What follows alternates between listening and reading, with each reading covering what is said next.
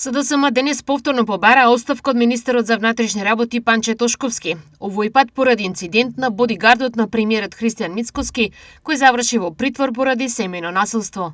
Уште еден скандалозен случај, човек од обезбедувањето на премиерот Христијан Мицковски завршува во притвор за семејно насилство. Брутално ја претепал сопствената жена.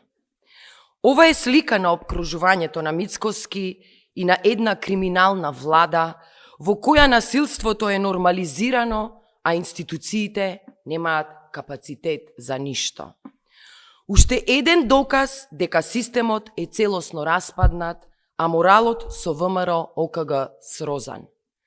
Обезбедувањето на Мицковски е под директна надлежност на министерот Панче Тошковски. На барањето од СДСМ директно одговори премиерот Христијан Мицкоски, кој откри што ќе се случи со неговото обезбедување.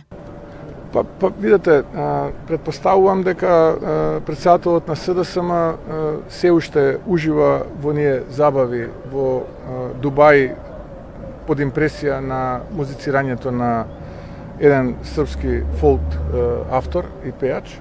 И занесен од сето тоа, а богами и заслепен, не успева да види нити да слушне тоа што се случува од 2022 година па наваму, односно од моментот кога владата на СДСМ и ДУИ ја прифати таа историска капитулација, со која што покаже и докаже уште еднашка дека е мекото ткиво на македонскиот идентитет, и тоа нема да остане така како што тие мислат дека ќе остане.